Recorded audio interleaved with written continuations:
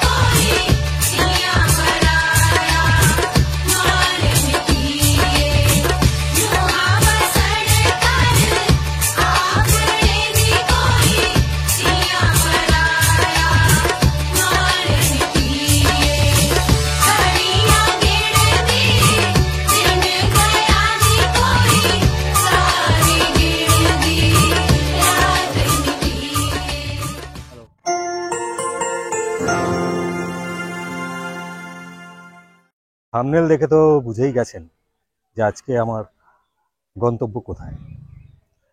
তো এই মুহূর্তে আছি সীতারামপুর স্টেশনের বাইরে। এখান থেকে একটা অটো ধরে আমাদের যে গন্তব্য তার কাছাকাছি পৌঁছতে হবে, তারপরে সেখান থেকে হেঁটে যেতে হবে। সত্যি বলতে কি একটু প্যালপিটেশন হচ্ছে।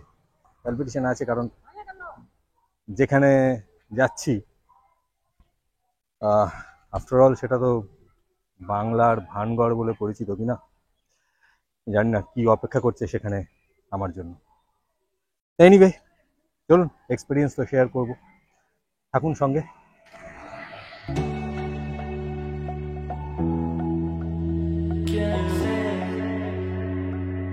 সীতারামপুর জাংশন থেকে বেরিয়ে একটা টোটো নিয়ে রিজার্ভ করে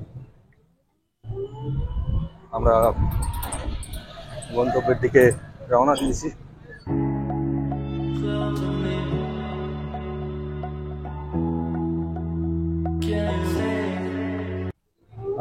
কিছুক্ষণ সময় লাগবে, দূরত্ব আছে, কতক্ষণ লাগে জানি না, দেখি কতক্ষণ লাগে, ওখানে গিয়ে বাকি কথা হবে।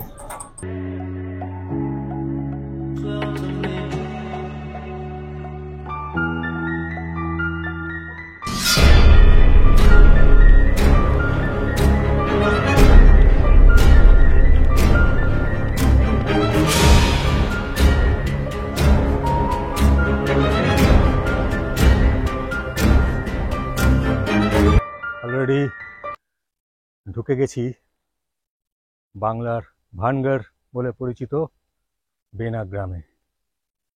এই ঢোকার মুখেই ভাঙাচোরা বাড়ি। যত ভেতরে যাচ্ছি তত প্যালপিটেশনটা বাড়ছে।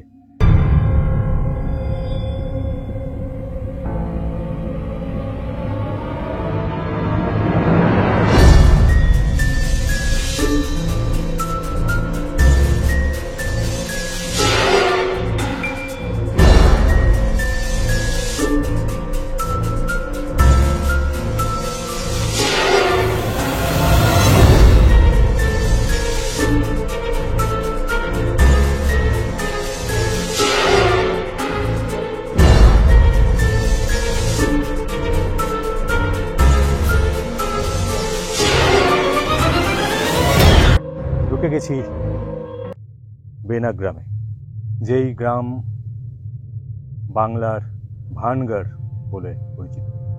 একটা সময় এই যে পুরো এলাকা, এই এলাকা গ্রামবাসীদের কলতানে মুখরিত থাকত বেশ কয়েক বছর আগে।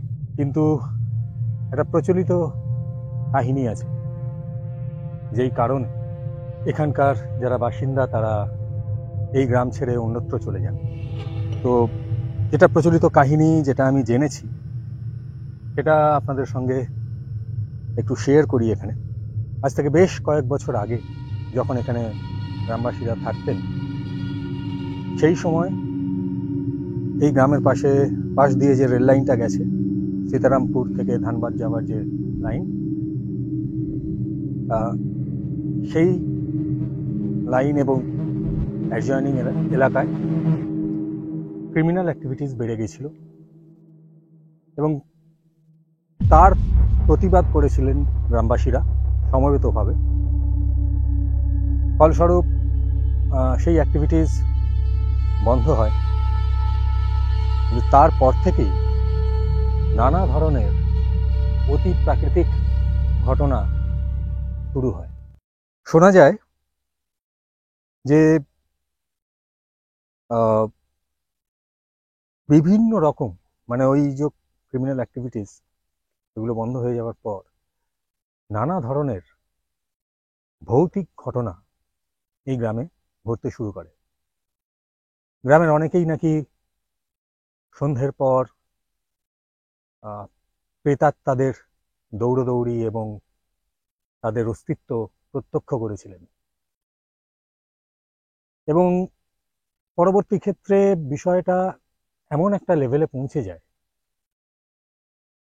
যখন এই গ্রামবাসীরা আর এখানে থাকতে পারেননি ওই অপদেবতাদের উৎপাতে এবং বাধ্য হয়ে তারা এই গ্রাম ছেড়ে অন্যত্র সরে যান।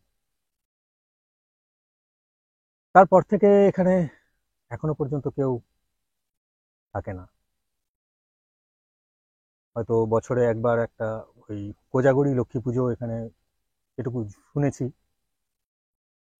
ধুমধাম করে হয়, সেই সময়ই গ্রামের লোকেরা এখানে আসেন, একত্রিত হন, কিন্তু ব্যাস ওই একদিনই। এইটা হচ্ছে কয়েনের একটা দিক এবং এই যে জায়গাগুলো দেখছেন এই জায়গাগুলোর পরতে পরতে সত্যি মনে হয় যে রহস্য লুকিয়ে আছে।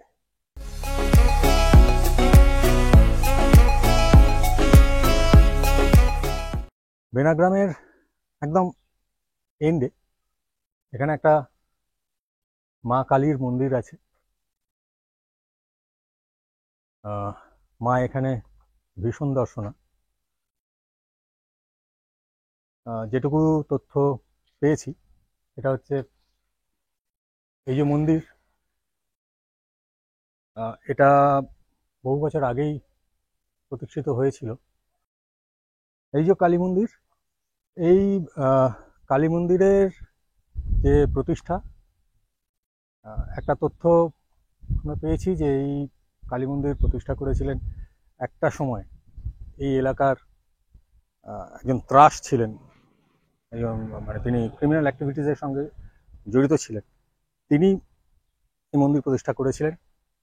আবার এরকমটাও শোনা যায় যে এরকম এই মন্দির প্রতিষ্ঠা করেছিলেন স্থানীয় অধিবাসীরাই। তো যাই হোক, এখন আমরা এই রেল লাইনের কাছে চলে এসেছি। এটা হচ্ছে সীতারামপুর থেকে যে লাইনটা ধানবাদ যাচ্ছে, এটা সেই লাইন। বেনাগ্রামের একদম পাশ দিয়ে এই লাইনটা গেছে।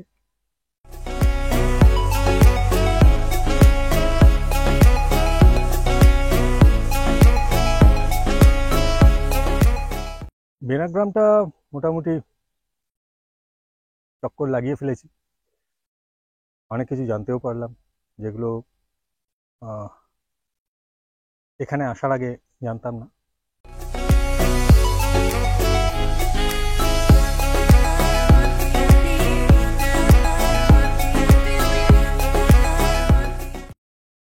তো এখানে যখন এসেছি, যখন এখানে প্রথম ঢুকছি, তখন সত্যি কথা বলতে কি একটা ভয় ভয় একটা প্যালপিটেশন কাজ করছিল, সেটা অস্বীকার করব না। কিন্তু এখানে এসে এই গ্রামে পরিত্যক্ত হওয়ার পেছনে ভৌতিক অবদানের পাশাপাশি আরো দুটো তথ্য পেলাম। তার একটা হচ্ছে যে বহু বছর আগে এই যে লাইন সীতারামপুর ধানবাদ সেকশনের যে লাইন, সেইখানে প্রচুর ওয়াগন ব্রেকিং হতো এবং একটা ক্রিমিনালের দল ছিল এবং তারাই তাদের এই সব অসামাজিক কাজের সুবিধের জন্য গ্রামবাসীকে নানানভাবে ভয় দেখিয়ে, ভূতের ভয় দেখিয়ে এখান থেকে চলে যেতে বাধ্য করে। আবার এখানকার স্থানীয় একজন বাসিন্দা, যার এখানে একটা সময় বাড়ি ছিল, যিনি এখন এখানে থাকেন না, তার কথা অনুযায়ী যে এখানে রাস্তা, আলো, জল ইত্যাদির নানান সমস্যা ছিল, যার ফলে তাদের যে মানে আধুনিক জীবনযাত্রার সঙ্গে তাল মেলাতে তাদের প্রচুর সমস্যা হচ্ছিল এবং সেই কারণেই তারা সবাই এখান থেকে শিফট করে যান। তাদের মধ্যে একটা অংশ কুলটিতে এবং আরেকটি অংশ নিয়ামতপুরে গিয়ে রিসেটেলড হয়ে যান। তো এইরকম কতগুলো মতামত তথ্য আমি পেলাম এখানে। এবারে এর মধ্যে কোনটা বেশি গ্রহণযোগ্য, কোনটা বেশি বাস্তবসম্মত, সে বিষয়ে আমি কিছু বলবো না, সেটা আপনারা বলবেন। আপনাদের এই তিনটে কারণের মধ্যে কোন কারণটা মনে হয় ঠিক, এটা কমেন্ট বক্সে অবশ্যই জানাবেন।